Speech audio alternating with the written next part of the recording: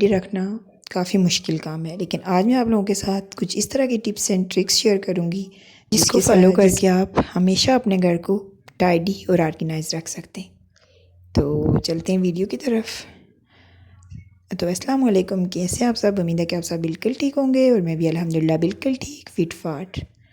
तो सबसे पहले तो जिस टाइम भी आप लोगों ने रोटी बनानी होती है, तो रोटी बनाने के फ़ौरन बाद आप लोगों ने वहाँ पर जो भी क्लटर फैला होता है, जो भी मस वहाँ पर क्रिएट हुआ होता है, क्योंकि आप लोगों को पता है कि जब हम लोग रोटी बनाते हैं तो रोटी बनाने के बाद काफ़ी चीज़ें काउंटर पर फैल जाती हैं, जो कि एक नेचुरली बात है, क्योंकि जिधर भी जिस घर में भी खाना बनेगा वहाँ पर कुछ ना कुछ तो फैल ज़रूर जाता है।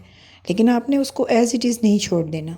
आपने रोटी पकाने के फ़ौरन बाद सबसे पहले वहाँ पर जो चीज़ें पड़ी होती हैं, मसलन बेलन, जो हम लोग खुश्क आटा यूज़ करते हैं वो, और तवा वगैरह, उसको उठाकर अपनी अपनी जगह पर रख देना है।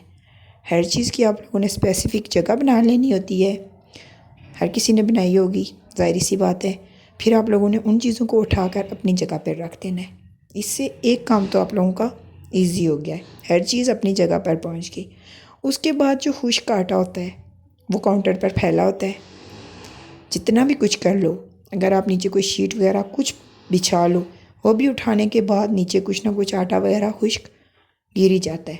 तो सबसे पहले तो आप लोगों ने उस खुश्क आटे को काउंटर पर से हटा देना है, जो कि बहुत ही कम टाइम में वहाँ से हम लोग हटा सकते हैं। इजीली उसको हम लोग मैनेज कर सकते हैं। लेकिन अगर हम लोग उसको एज़ इट इज़ छोड़ देंगे तो फिर हम लोगों का दिल नहीं करेगा बाद में, और भी ज़्यादा आप लोग बिज़ी हो जाएंगे, क्योंकि काफ़ी आजकल टाइम कम होता है, कुछ ना कुछ बंदा करने लग जाता है। तो इसके लिए ज़रूरी है कि आप लोगों ने सबसे पहले जो है वो आटा, रोटी बनाने के बाद सबसे पहले वो वहाँ पर जो खुश्क आटा पड़ा होगा उसको हटा लेना है।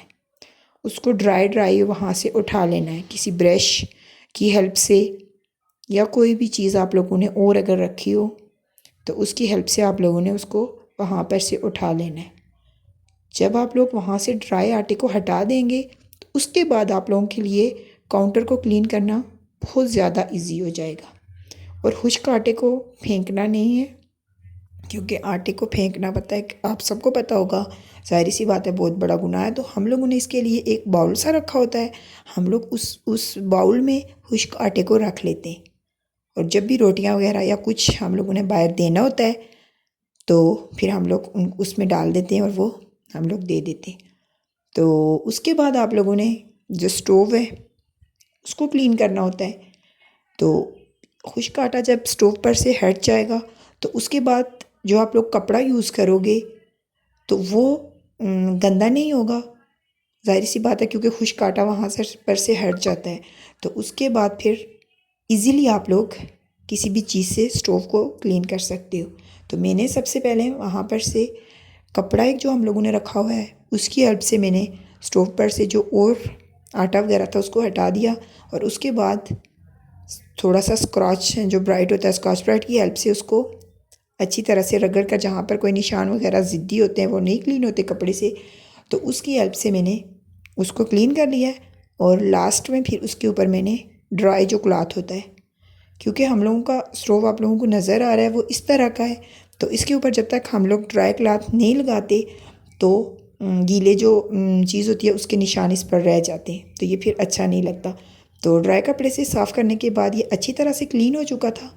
तो अब बारी आती है इसके नीचे, क्योंकि जब हम लोग रोटी बनाते हैं तो आटा खुश्क जो होता है वो तो इसके नीचे ज़ाहिर सी बात है गिर जाता है। तो इसको भी लाजमी आप लोगों ने क्लीन करना है, क्योंकि इस तरह जब खुश्क आटा किसी कोने किसी भी कॉर्नर पर पड़ा होगा तो वहाँ पर कीड़े मकोड़े और इस तरह की चीज़ें, कॉकरोचेस वगैरह ज़रूर आती हैं। तो अगर आप लोग ये अपनी डेली की रूटीन बना लें कि जिस टाइम भी आप लोगों ने रोटी बनानी है, दिन में 3 दफ़ा तो बनती है, नाश्ता, लंच और डिनर। तो जब नाश्ता, लंच और डिनर के बाद आप लोगों ने अच्छी तरह से किचन को क्लीन कर देना है, तो आप यकीन माने कि आप लोगों की किचन में कॉकरोचेस वगैरह कभी भी नहीं आएंगे।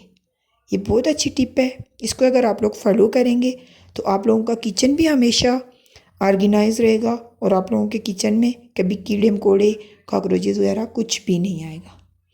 तो उसके बाद फिर मैंने स्टोव के नीचे से अच्छी तरह से पहले मैंने अच्छी तरह से उसको रगड़ कर जो काउंटर था, फिर उसके बाद मैंने पानी फेंक कर अच्छी तरह से वहाँ से क्लीन कर लिया था। तो बहुत अच्छे से मैंने यहाँ से क्लीन किया था। और यहाँ पर ये हम लोगों ने एक कंटेनर सा रखा होता है, जो भी वेस्ट, ये जो कूड़ा वगैरह, जो वेस्ट चीज़ें हम लोग सिंक में नहीं फेंकते, सारी सी बात है, चाय की पत्ती वगैरह ये लोग हम सिंक में नहीं डालते ये चीज़ें, तो उसको हम लोग इसमें डालते।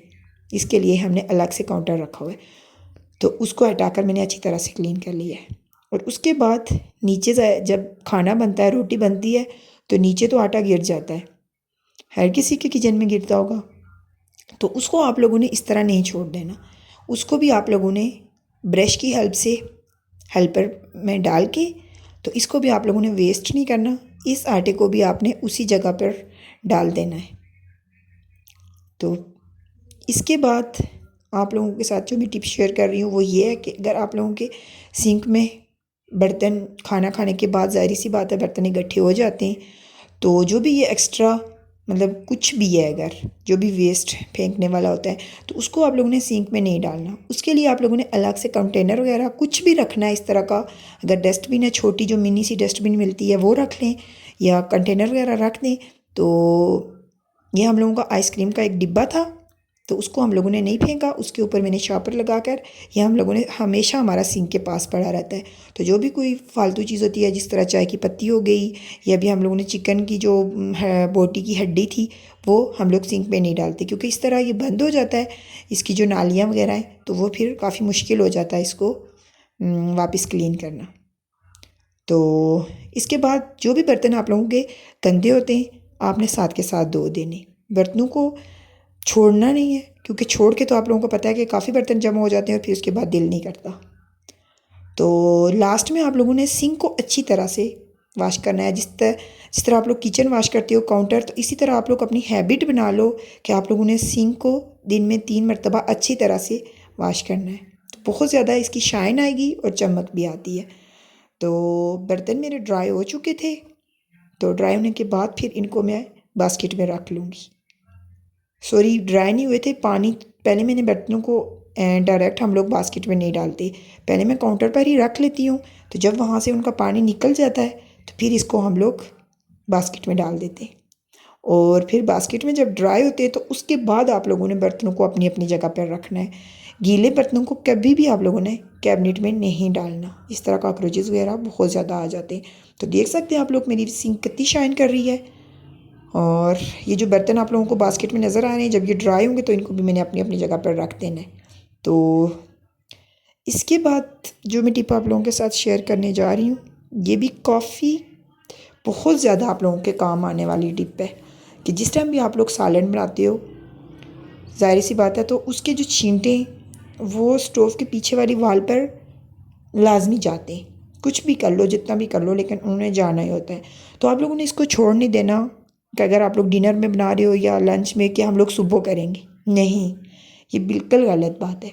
आप लोगों ने उसी टाइम जो है तो उसकी वाल को क्लीन कर लेना है। तो इसके लिए आप लोगों को ये होगा कि आप लोगों के लिए मुश्किल नहीं होगा, इसकी जो मंथली डीप क्लीनिंग करने की ज़रूरत नहीं पड़ेगी।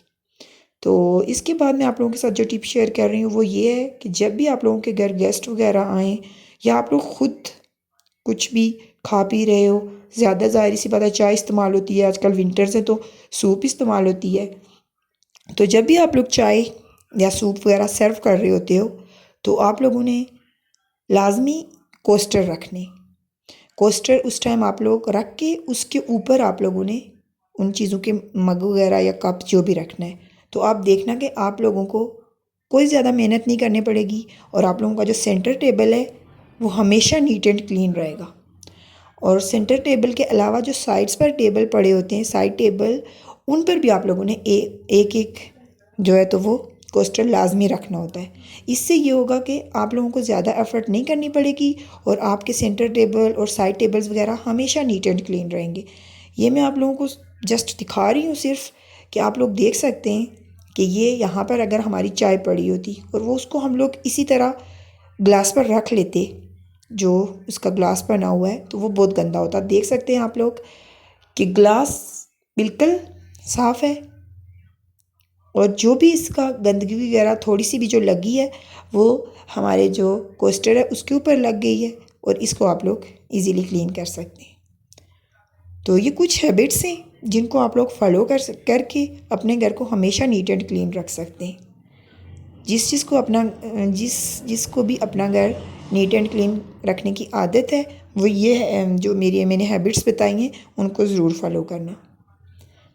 तो उसके बाद जिस टाइम भी आपके गेस्ट जाते हैं, लोग गेस्ट आने से पहले जो है तो वो क्लीनिंग करते हैं, लेकिन आप लोगों ने इस हैबिट को भी लाजमी अपनी लाइफ में इसको शामिल करना है। जिस टाइम भी गेस्ट जाएं उनके उठने के फ़ौरन बाद आप लोगों ने जो चीज़ें बिखर जाती हैं, तो जिस टाइम भी गेस्ट जाएं उसके फ़ौरन बाद आप लोगों ने कुशन वगैरह जो चीज़ें उनको वापस प्रॉपर अपनी जगह पर रख देना है। इससे ये होगा कि आप लोगों को दूसरे दिन पर आप लोग अगर नहीं छोड़ेंगे तो इससे ये होगा कि आपकी जो काफ़ी इजी हो जाएगा आपके लिए। आप लोगों को दूसरे दिन इसको करने की ज़रूरत नहीं पड़ेगी। अगर इसका जो सेंटर टेबल का ग्लास है ये थोड़ा बहुत गंदा हुआ है, इसको भी आप लोगों ने उसी टाइम नीट कर देना है। तो देख सकते हैं कि उसके बाद मेरी जो ड्राइंग रूम है कितना उसी तरह बिल्कुल नीट एंड क्लीन हो गया। तो उसके बाद टिप ये है कि जिस टाइम भी आप लोग बाहर से आएँ तो फ़ौरन आप लोगों ने अपने शूज़ उतार देने। आप लोगों ने घर के शूज़ अलग रखने और बाहर के अलग, और इनको प्रॉपर शूज़ रैक में वापस रख देना है, किसी और जगह पर फेंकना नहीं है। और उसके बाद आप लोगों ने जो घर के शूज़ रखे हुए हैं उनको पहन कर आप लोग घर में चल सकते हैं। तो आप लोगों का घर हमेशा नीट एंड क्लीन रहेगा, बाहर की गंदगी घर में नहीं आएगी। और अगर आप लोग अम्ब्रेला वगैरह बारिश हो रही है या धूप है बाहर, अम्ब्रेला को यूज़ करते हो तो उसको भी वापस अपनी जगह पर रख देना है। उसके बाद गाड़ी की कीज़ वगैरह, अगर घर की कीज़ हैं आप लोगों ने लॉक को अनलॉक किया है तो उनको अपने की होल्डर पर हैंग कर देना है। इसको जगह जगह पर नहीं फैलाना। इस तरह आपका, और जो हेलमेट वगैरह यूज़ करते हैं उसका भी आप लोगों ने प्रॉपर जगह बना लेनी है। इसकी हमने अलग से जगह बनाई हुई है, मैं आपको ऐसे ही अभी इधर दिखा रही हूँ कि आप लोग की होल्डर पर भी उसको हैंग कर सकते हैं।